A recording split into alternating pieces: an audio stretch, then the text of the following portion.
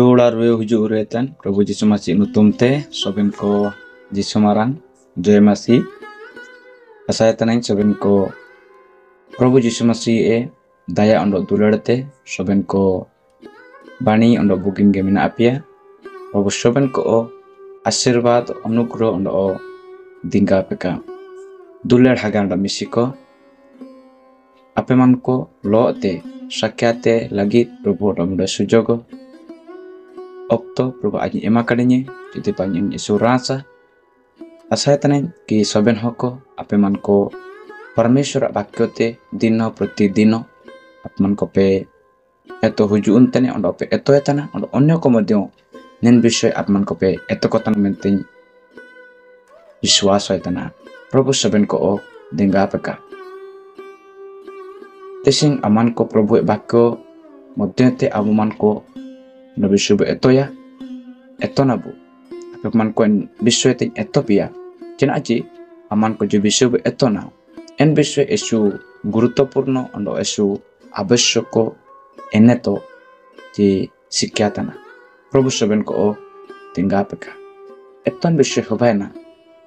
আইন দইন গজতানা আইন দইন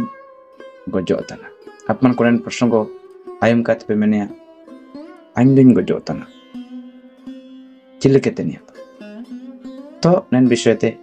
বাক্যের বসুম জানা jenen kaji okoy kaji kede orar kaji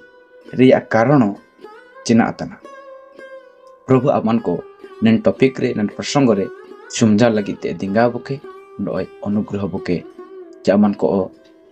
ashirwad buke Prabhu soben kolote taingi dulabu nen somere Prabhu bakyo aman ko bu palaya ungkulo kitab adi pustako aman ko palaya 48 porbo Inaria 21 পদ আদি পুস্তক 48 পর্ব 21 পদ নেন্তারে নেলকা ওলাকানা আউ Israel যোসেফଙ୍କୁ କହିଲେ ଦେଖ ମୁଁ ମରୁଅଛି ମାତ୍ର ପରମେଶ୍ୱର ତୁମମାନଙ୍କ ସଙ୍ଗରେ ଥିବେ ଓ ତୁମମାନଙ୍କ ପୁନର୍ବାର ପୈତୃକ ଦେଶକୁ ନେଇଯିବେ ନେନ୍ତାରେ ବୁନେଲତାନା ଯେ Israel Josephଙ୍କୁ କହିଲେ Israel menar okoy Israel menar Jacob ଯାହାକି ପରମେଶ୍ୱର ଜାକୋବେ ନতুମ ପରିବର୍ତ୍ତନ କାତେ ନାମାନ ତୁମେ ଏମାଇ ଯାହାକି ଇସ୍ରାଏଲ ରେ ମାନେ ହବା ନା ଈଶ୍ୱର lo ଓ ଲড়াই ତେ ଜିତବା କାନେ ତ ଯେତେବେଳେ ପରମେଶ୍ୱର ନା ନେନ ଘଟଣା menar ଇସ୍ରାଏଲ ନতুମ ପରିବର୍ତ୍ତନ କେ ଚିମିତେ Jacob Cimite muerte wa te cimite ruwe taikina horare en somere soben ko param ket ko pore a esumet ge Jacob tai ruwe na galan kutire onden somere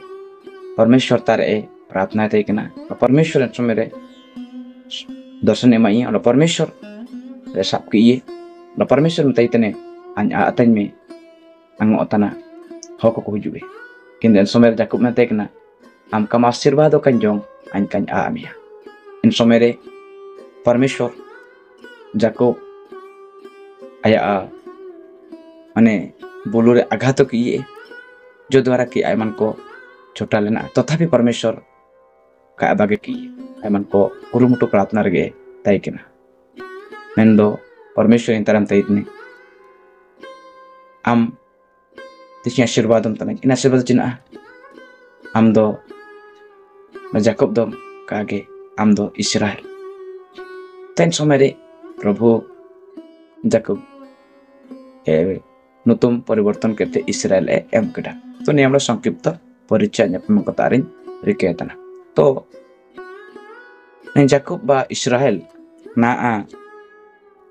मिस्र देशरे मेना akwa ya Honset kimin ko ondo Jayon kolote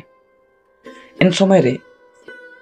na Israel ti Jacob do bule chaba kana na da edo ay atkare tana je aman kondo pure din ka atene bojua to en somere jaki Joseph jaki kajir do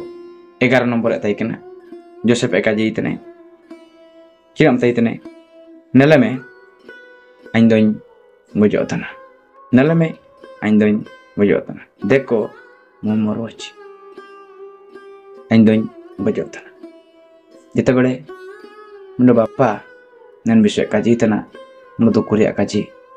Indu लड़ा गाड़ा मिसिको जे बापा जे काजी इतने आइंदोइन गुजो तना मार्चिन आपे चिकने आपन को नले पे इनका तो कहा मुंडो बापा गुजो तना किंतु मुंडो भरोसा एम कहते गुजो तना दो लड़ा गाड़ा मिसिको अमन को परमेश्वर भरोसा एमाबो परमेश्वर आशा एमाबो परमेश्वर निंतारे इस्राएल जोसेफ चिकन भरोसा माइतने मिते इतने आइंदिन गुजो तना मेंदो परमेश्वर आपे मन को लोते आपे मन को लोते ताइन हम लोते ताइन अनेन परमेश्वर आपो मन को आ जन्म दिसुम ते इदी रुए पिया मेनर तो अपमान को आ इंगा आपो को आ मुनु आपो को आ दिसुम ते पवित्र को दिसुम ते इतिया सारी गागा मिसिको अमान को प्रभु यीशु मसीह महान परमेश्वर तिसिंग अमान को अनेक समय रे निराश हो अनेक समय हताश हो अनेक समय को व्यतिव्यस्त ना टेंशन ना चिंतित ना चिनाइन चिके चिना अदका निरुपाय उपस्तार वो ताइन तेने तिसिंग अनेक को हागा को अनेक को मिसिको अनेक को हनिरा हनसेट को चिंता रे मेना को आन्या बापा ताई केना चिमिन बाणी ले ताई केना आइन तार ने न्या जुड़ी ताई केना कुवा ताई केना चिमिन बाणी किंता न्या को ना गो इयाना आन्या बापा ताई केना गो इयाना अनेक को किंतु आगामन सिको apiya suami kuwa go iyana apiya bapak go iyana किंतु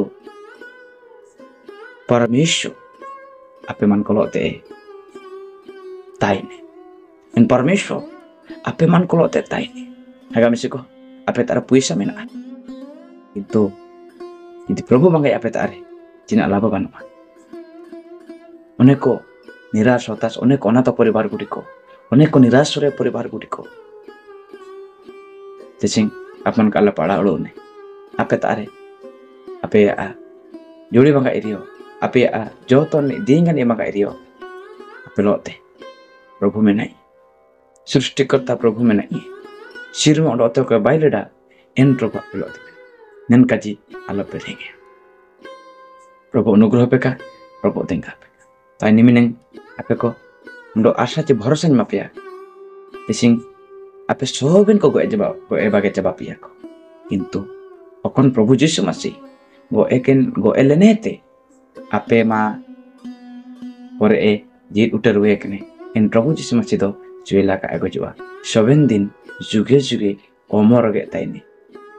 का एगो नयमा जिनिट गे ताइने इन प्रभु यीशु मसीह इन जिनिट प्रभु यीशु मसीह इन सारी प्रभु यीशु मसीह आपे लोते ताइने जिना तिसिंग आपन को पे विश्वास होता कि प्रभु आइन लो ओए ताइने प्रभु आइन लो ओ मने इमेंते नित आपमान को प्रभु तो आते तुलाकन के पाठ करतना कि प्रभु आपे आते तुलाकन के पाठ करतना कुड़ी न समय अजो को समीक कान पे काड़ा आपे जीवन चिकन आ मिस्टेक कना भूल बेस्त द्वारा कौन विषय पर दुर्गा कना प्रभु तेरा प्रार्थना पे निज को ठीक इन पे परमेश्वर लोते आपमान को आ सौभाग्यता संपर्क और हेलमेल जुड़ी जुपुरी ताई रुबेन प्रभु सबन को आशीर्वाद देगा ताई तनाई जिने संदेशो और सुख काजी द्वारा आपन को पे उस्कुर नमकते आशीर्वाद नमक्रम ते आशयतना सबन को प्रभु ए तायाते करिया कांते ताई तनाई और अध्याय रे पेपर रुएबु निति जो सबन को तांगे के ताई और मिसे सबन को दिसुमार